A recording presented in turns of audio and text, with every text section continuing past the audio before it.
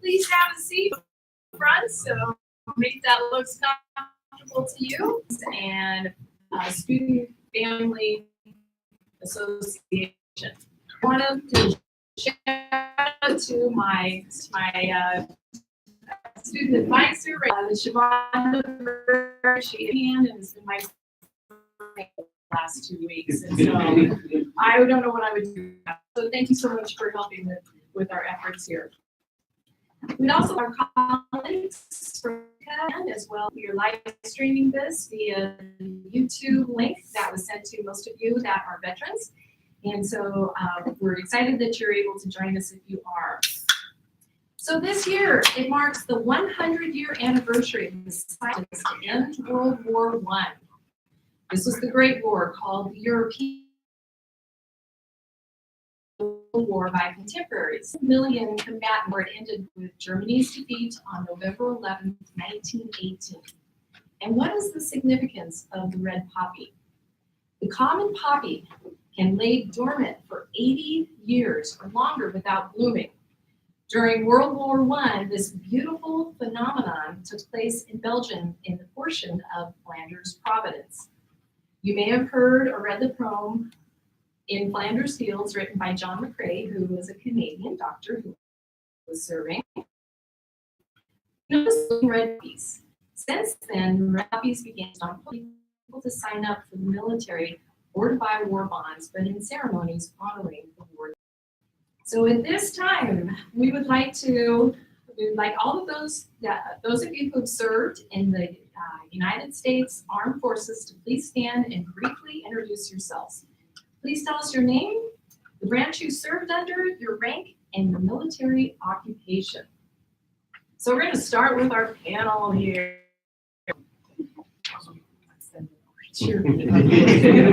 Okay, hello, my name is Shavonda Burkhart. I served in the United States Navy, and I served as an operations specialist, second class petty officer, and I served in San Diego, California.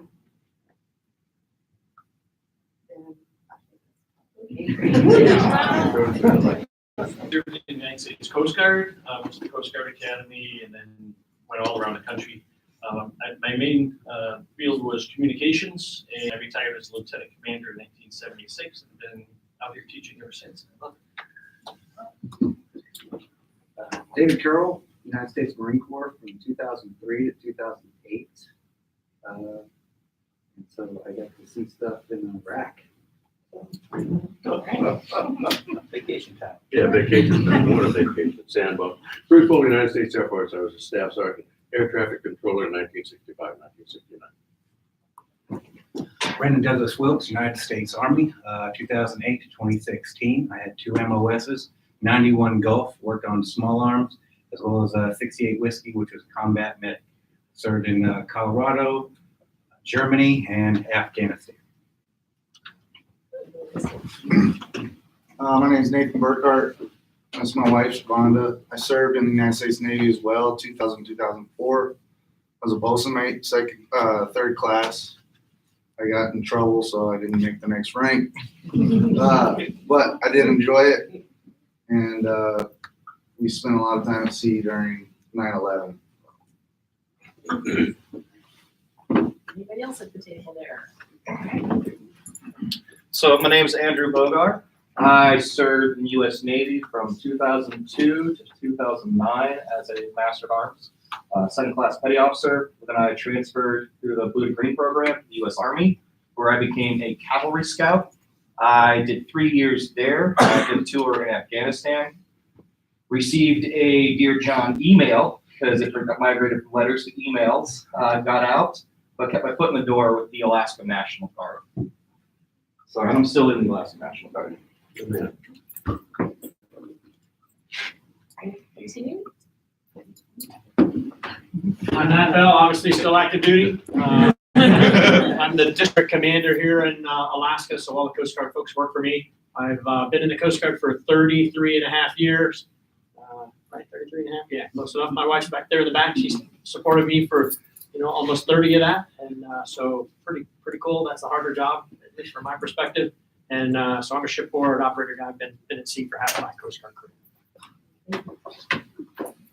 I'm Virgil Fender. I was in the Air Force and computer operations. And my last part of my hitch has been at Delaware. So quite a lot. Okay. Anybody on the wall here? Okay. Debbie, we'll go to your table. I'm Stevie Sanchez, Sergeant, U.S. Army Infantry from 2009 to 2018. I served in Afghanistan and Iraq. I'm Stephen Paddock, U.S. Navy. I was a second class petty officer, specialized in communications. Worked at Newfoundland Pack. Kelly Beeler, I was a boat mate, third class as well, got in trouble, it's what we do. I did 4 years, 3 deployments in 4 years in San Diego as well. Gloria? Gloria Mary, Army, private first class, stationed in Germany as a medic, briefly until I wound up getting a medical discharge.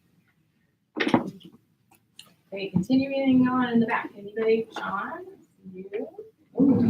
Sean Akers, United States Navy, aviation boatswain's mate, petty officer second class, from 75 to 79. Nathan Block, Army Ranger. Used to be a staff sergeant, but then I got in trouble. About 2005 to 2011, 2 tours in Iraq.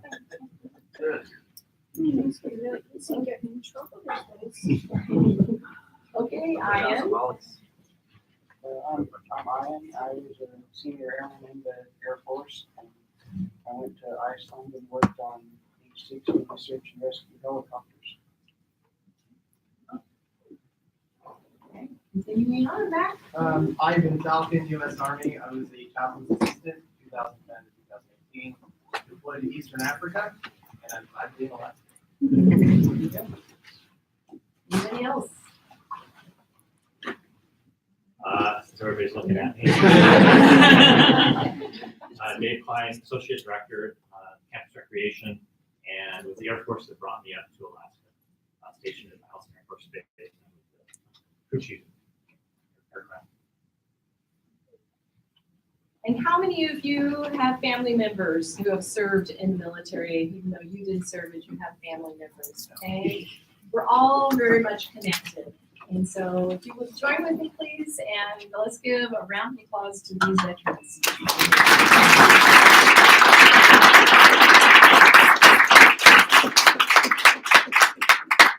Thank you so much, all of you, for sharing. That was great. It is now my pleasure to introduce Chancellor Rick Hopfield, who has a few words for us.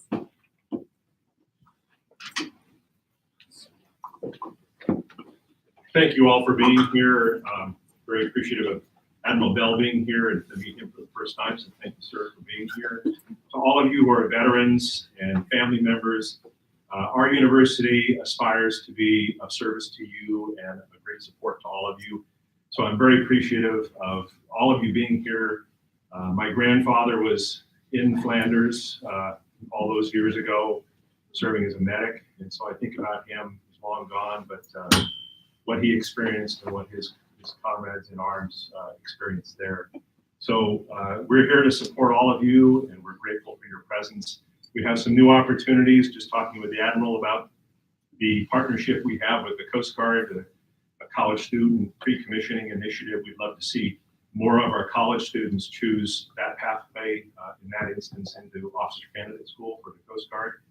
But whatever we can do to help you be successful here at the university, that's why we're here. So thank you very much.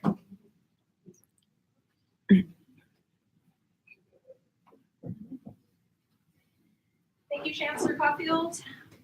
We have 5 branches of the military, each having its own unique mission with the overall mission of U.S. security and peace. So this year for Veterans Day, we would like to recognize the importance of each branch and the people who served under them. Our panel is made up to represent all 5 branches of the military, and we look forward to hearing from them in a moment. But we have some fun. And we're going to see a little bit about each branch here.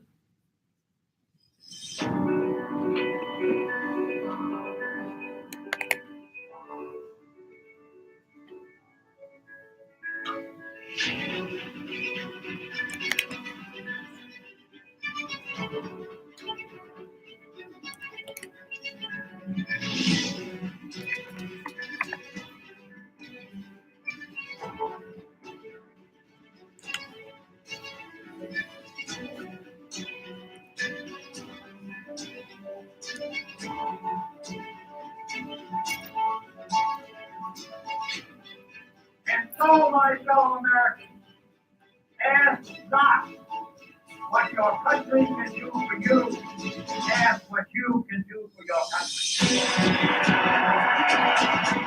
I also got to know and understand the extraordinary commitment of men and women in uniform who volunteer. They volunteer to defend us at the front lines of freedom. Peace is only maintained and won by those who have clear eyes and brave minds. The United States of America, we are one people. All of us pledging allegiance to the Star of Stripe.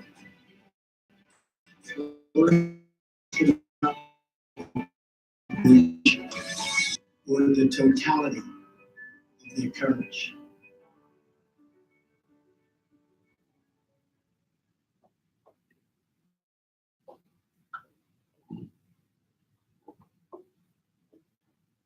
So thank you to all of you who have volunteered to protect our freedom and serve our country. And it is with my pleasure to introduce Dr. Virgil Fredenberg from the College of Education, who is a veteran of the United States Air Force. Virgil will be moderating our veterans panel today, made up of representatives from each branch of the military. Virgil. Before we start, I just want to make one quick. My dad, 92 years old, he served in World War II, and I just want to recognize him as being why I'm where I am today. Part of it. Okay. Well, we do have all 5 branches, and so I'm going to modify it slightly because I think that's some of it. But we're going to just ask a few questions so that we can get a feel for what you guys did, why you did what you did, and then you set it up. So the first question, before we get going though, if I'm going to ask a question and then whoever wants to start. And then we'll try to get everybody to answer as many of the questions as we can. The first question though is, why did you join? Admiral Bell made a point yesterday at the Veterans Day observance that over 50% of the folks that are in the military had family, and I did too. I had 2 uncles who were on the battalion that I joined up. And at the time, there was a lot of strife in the United States. The Brads and Watts, part of DC was burned down. A lot of demonstrations during the Vietnam War. And I just decided that I wanted to do something perhaps a little bit more positive rather than sit around and complain. So I joined the Air Force. David Carroll, Marines. I did not have a cool story. I just want to meet Bob Hope. So he'd shown up every everywhere from World War II on at USO. So that was my one shot to meet him. And I figured I could. But he died in July of 2003, and I showed up in Paris Island in August. So I kind of missed him by that much.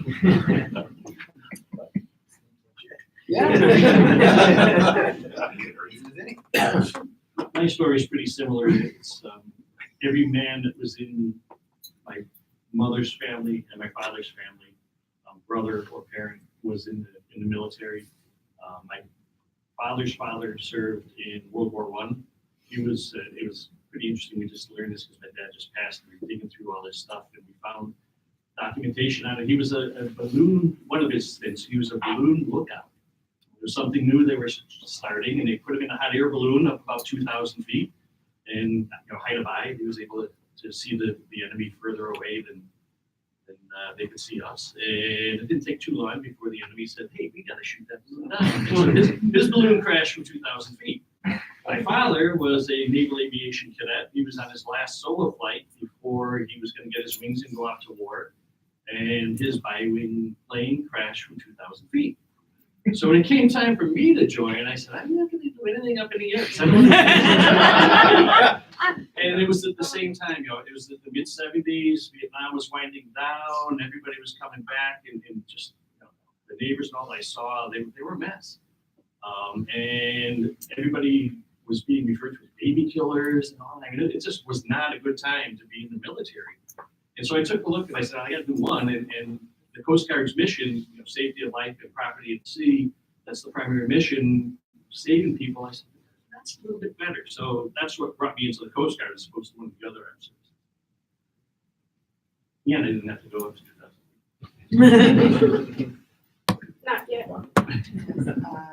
I joined the military because my dad, he served in the United States Army for about 9.5 years, and I was really close to him. And I remember him being all sharp in his uniform and helping him shine his shoes. And it just seemed like those that served in the military were just like superheroes to me. So as I was growing up, I was a tomboy anyway, and I fantasized about being this superhero woman. I wanted to look good, I wanted to be in a uniform, I wanted to serve my country, I want to do something positive in the world. And I grew up in a lower class environment, so I was exposed to, gangs, all the other things you see in, I guess what you would say, the ghetto. And I didn't want to be a stigma. I wanted to do something positive, and I wanted to be a role model, so that's why I joined. Brandon, you're the one. Last man standing, city. For like a lot of people, there was a bunch of thought processes that went in deciding to join the military, but I can distill it down to the two main, one of being practicality and one being patriotism. On the practical side, I was living in Denver, working 3 jobs and still barely keeping my head above water, and I decided enough is enough. It's time for a change. And, you gotta sometimes make a hard right turn and do what you gotta do to take care of yourself.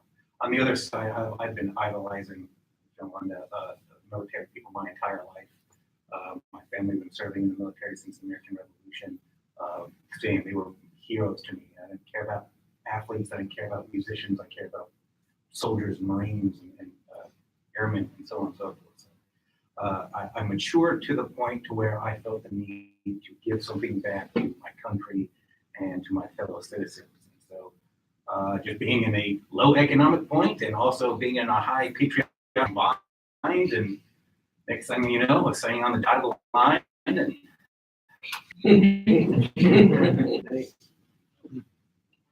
Okay, so the next question is, what's unique about Well, maybe we ought to start with Virgil. Why did I start? Yeah. We've got another Air Forceman there, right, Bruce? Well, the Air Force group of technicians, I think. Yeah. And the position myself, I was in computers because I was looking for something that I could use and learn, and I thought, well, you're not going to go. I'm not going to have to carry a rifle. Let's put it that way. So that's part of the reason that I wanted to do something that was different. That's why I ended up in that. I think it's any branch was pretty, I wasn't necessarily here. Air Force offered a lot of jobs, a lot of career fields where you were trained to do something that was a similar position in the civilian world. I joined to become an aircraft controller, and was trained for that, and I got a job offer with the FAA when I got out. Ended up going to school. I was in 4 years. And kicking and screaming, I was trained to be an instructor, a teacher. And that's probably one of the best things that ever happened in my life. It taught me to get up in front of people and relate to them. That's why I'm here.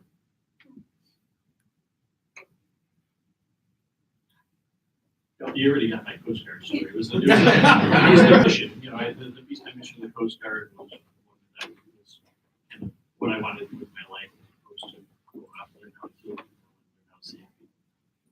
It's kind of the way it was put back then in the 70s.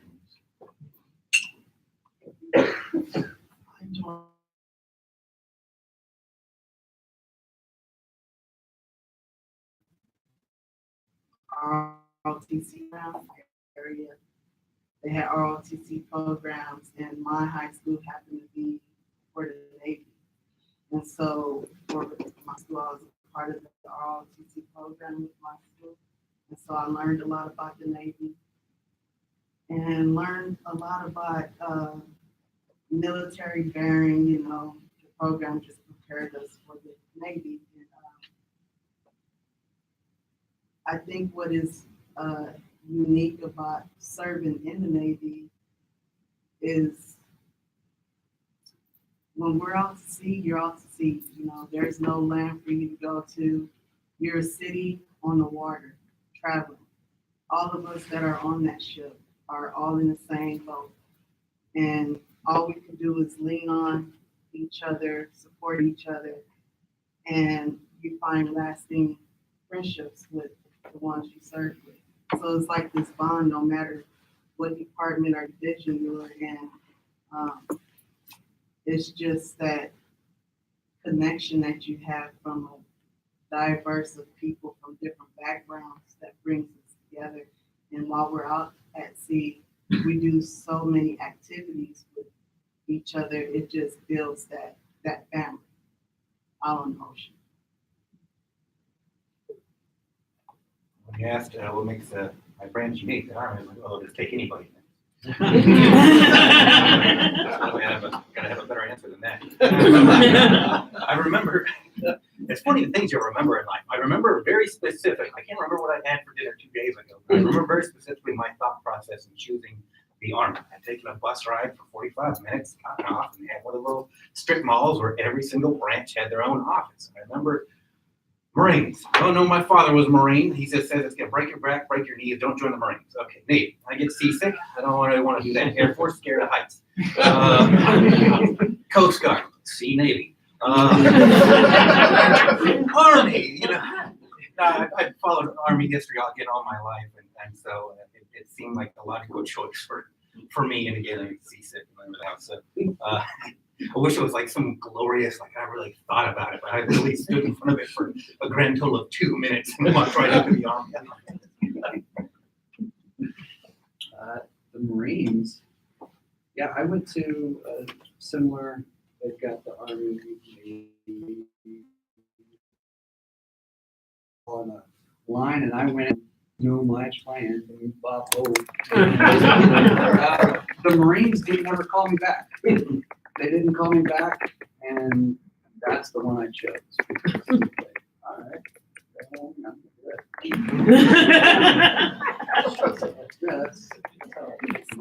And what makes it interesting every Marine is like, depending on your job, you could be a basic infantryman. You could be, like me, I was a helicopter crew chief. You could be a logistics clerk, but you're a rifleman.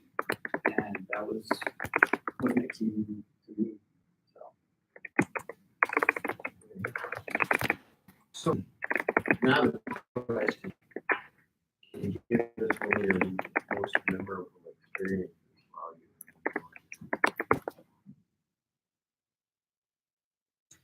Now, I guess, my first posting at Keesler Air Force Base, they flew me down there. I got out looking forward to doing my job as a controller and said, you're gonna go out on, the coast road and help us clear alligators following Hurricane Betsy. I didn't see that. And a month later, an Air Force T-38 crashed. The student pilot panicked and he punched out. And we had to go look for that. That was my introduction to search and rescue. And 40 years later, we just celebrated our 40th anniversary of providing search and rescue services with dogs to the state of Alaska, part of Sea Dogs. I've been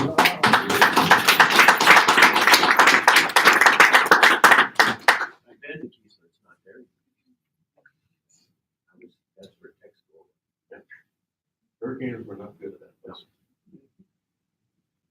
And someone else now. So the most memorable moment, and I was trying to figure out what to say, because how do you put friends? Those are the moments. With the brothers and the friends that I made, I could still call them up today and they answer.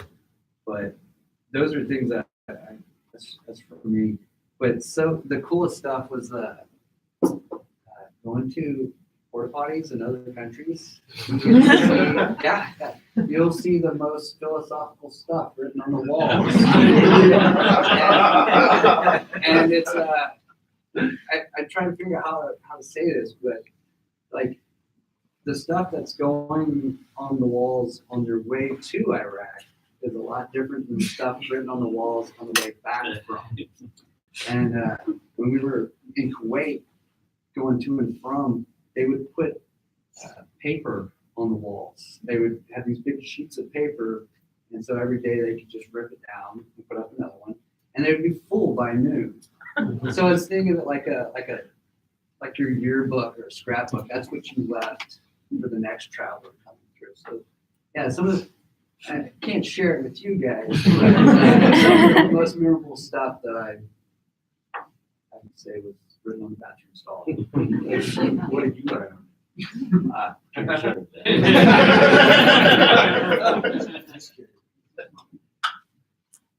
I got two. One was back when I was group operations officer down in Mobile, Alabama. We had diverted one of our patrol boats to a different port. We're going to try and home port it in Pensacola as opposed to Mobile.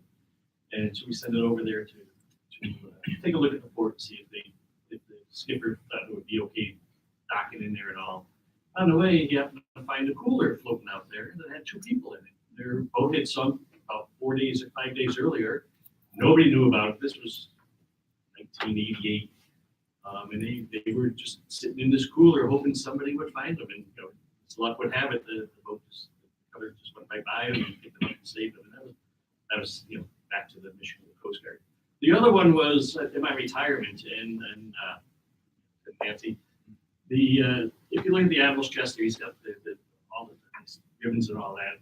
Throughout your career, you as a military person get that recognition. The person who doesn't get the recognition is the one who really does the work, and that's, we call them SINC-FAM, Commander-in-Chief Family.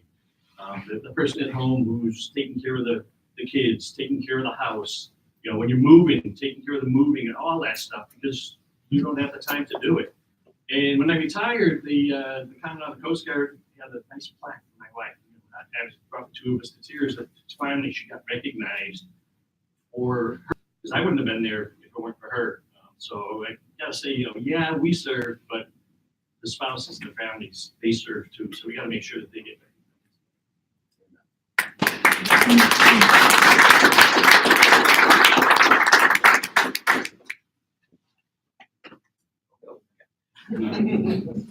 hard for me to break down just one moment, so I guess I broke it down to one duty. In '09, I had the honor of being placed on the funeral detail for the entire state of Colorado. And over the course of several months, we did 55 funerals, typically for retired vets, but also we got people killed in the line of duty in Iraq and Afghanistan. And it was just our core little team that we spent all our time together training all day. If you've ever carried a coffin for 12 hours a day, it can get kind of depressing. But I found it just a really humbling experience. It builds up a lot of emotional strength, or it breaks you down. You have to learn how to laugh, and we did a lot of laughing because it was just constantly, depressing atmosphere to be in, spending that much time around weeping families. But it really brought us closer together as a team. It gave me a certain level of perspective that I carried with me when I deployed to Afghanistan. So yeah, it was once in a lifetime opportunity and honor, and I was proud to do it.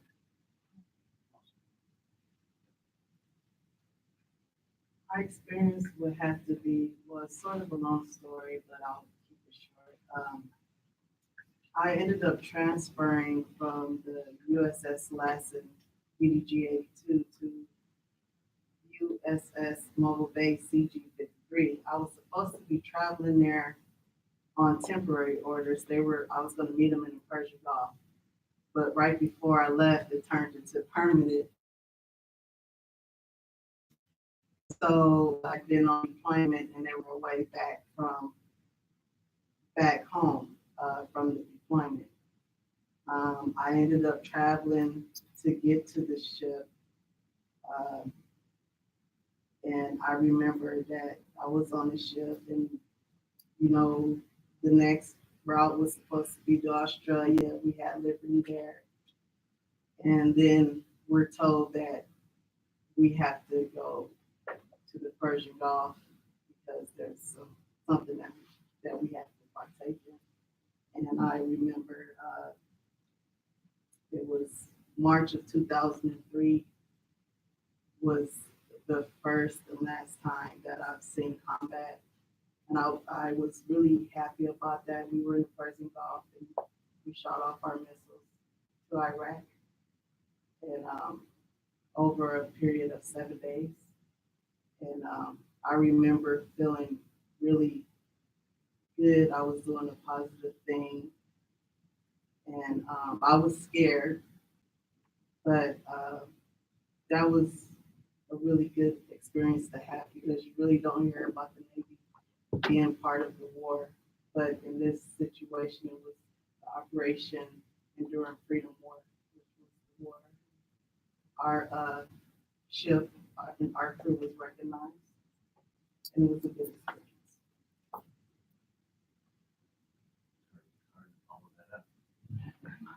Admiral Bell, do you have something an experience you would like to share with us? You've been all over. Just one? I know that we've asked you, and I know that you've been all over. So I guess I'll give you two then. So just now that you asked. So my first the experience that I'll remember from Officer Candidate School. So our training program at the probably 3/4 way through our program is to sail on the Cutter Eagle, which is, if you don't know, it's a tall ship, 23 square souls, and they do the training at Coast Guard Academy and Officer Candidate School. So we sailed from New London, Connecticut to Halifax, Nova Scotia. And when you're going to work the sails, usually there's a little alarm that goes off that pipes you away to sail stations, and everybody comes up and goes to their particular station. And so we've been on board for about 2 weeks, and they called away sail stations at 2 o'clock in the morning. Well, where are you at 2 o'clock in the morning? Most people are asleep, right? And so the alarm goes off, everybody's in a panic, you put your clothes on and you get your shoes on, you race up on the deck. Well, it's now it's 2 o'clock in the morning, the wind, it's dark, right? Everybody gets that, it's dark, but then it's dark and windy and stormy. So we have about 25-foot seas. We have sea winds about 40 knots, and they're asking us to go aloft because we had all the sails up, so they wanted us to take them down. Well, as one of the first ones up on deck, I volunteered. I don't know why I volunteered to do that, but volunteered to climb to the top. Well, the top of the Royals is 170 feet off the deck.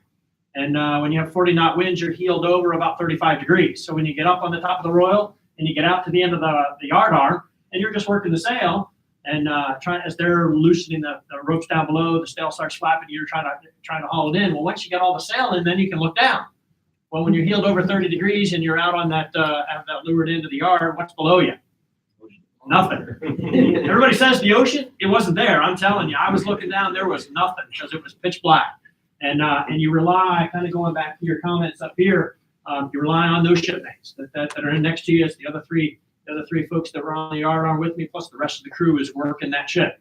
And so that evolution probably took about 40 minutes for us to loosen the sails, get the reduced sail, so we actually came back up and we weren't heeled over so great. But I remember that time going, wow, now I know why I joined the Coast Guard, to be out in it against Mother Nature, and enjoyed it immensely. So now back to stormy night, December 2009. Is that right, Nance? So 2009 off of Akutan, so the motor vessel Selendang IU. How many of you know that story here in Alaska? Okay, so if you don't know it, you probably should. So Selendang IU was a commercial grain freighter that was going from picking up soybeans from the East Coast and taking them to Asia. Lost its engine. Actually, the master took down the vessel because he took down the engine because he was going to repair one of the cylinders and wasn't able to get it back up and running.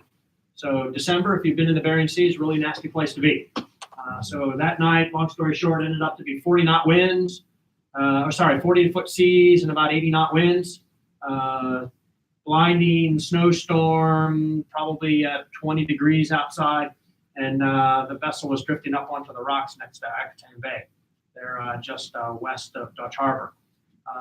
And throughout the process of the night, ended up grounding up on the rocks on Akutan Pass with 8 of the crew members still on board. The rest of the crew we had evacuated earlier that day.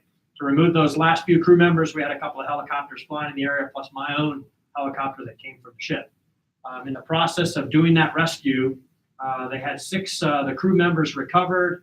7 crew members recovered, and the helicopter actually was engulfed by a wave trying to do the last hoist and crashed. So our helicopter happened to be on scene at the exact same time, was able to rescue the 4 Coast Guard crew members from that helicopter and one of the sailors from the stricken vessel. My rescue swimmer and the ship's captain was remaining on the Selendang IU. It's about, now it's 2 hours after the incident, and the ship broke in half while our rescue swimmer and the master were still on board. So now they're in the middle of the night, no communications, and the ship floundering. And another 2.5 hours later before we could bring our second helicopter back to rescue that rescue swimmer and the surviving captain. And Petty Officer Bean, I'll never remember him, or never forget him. And at the end of the night, like, Petty Officer Bean, what was going through your mind? He goes, well, just looking out for the captain here. Like, well, what do you mean you were looking out for the captain? The ship was breaking apart, and the seas coming around. He's like, look, I was just doing my job. And so to this day, I'll never forget any other statement than, why do we do what we do? It's just doing our job. And that's kind of what inspires probably many of you that are sitting up on the panel, but also for anybody else that takes on that responsibility of being something just a little bit bigger than yourself. So thanks. Thank you. Okay, so now we're getting down to after your service. You recall the day your service ended. Where were you, and what did you do after you got out? I was down in the federal building. So I retired here in town, and right after I got out, I came out and taught myself. Because I was teaching. I was a keysman in Mississippi. And, I got on my 650 craft and headed to Washington, D.C. to join the FBI. I've been here in Juneau about a month after my wife and I drove from Fort Campbell, where she had been stationed. I'd been stationed in Germany for 18 months. I definitely remember that day and the giant smile on my face. First day of freedom. Days and weeks I went immediately into school. Like 2 months later, I was taking classes, my first classes here in UAS. With Kentucky. Yeah, I got out in August of '08 and from Jacksonville, North Carolina for a station. My brother flew up there to meet me. So we had a couple good nights there, and then we started our trek back to Louisiana, where I was from. And then, so I went from being a boy to joining up, going to school that August. It was just a quick transition, going from very structured to a university campus that was a little bigger than UAS. So it wasn't exactly easy. I decided I was going to go use my job and work on helicopters in the civilian world. Did that for 10 years. And this semester, was the first one back in school. So I'm going to finish it up. I was actually, me and my husband, we both discharged from the military. He did before I did, like a couple of months, because I ended up extending my time because I had my son. And we had already moved to Montana, and so I had to fly back to San Diego to sign my discharge paperwork. And I just kind of remembered feeling like this chapter in my life is closed, you know, with mom, with wife. That was, I just remembered feeling like, okay, I'm done.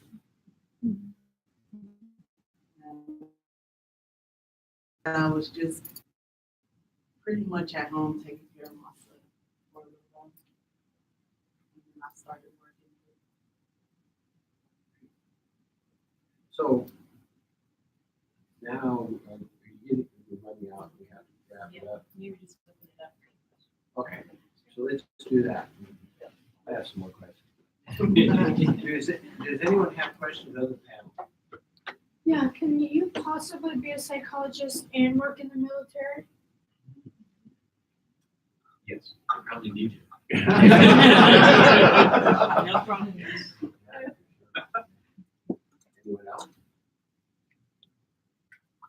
Well, then I'm gonna let it close.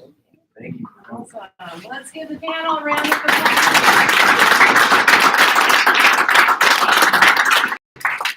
So at this time, I would like to invite all of our veterans and military service personnel to head on back to the lunch line. So you guys go first, and we'll be right behind you. Thanks for coming. We'll bring up some music here, so please feel free to mingle and get to know these folks a little bit more. And thanks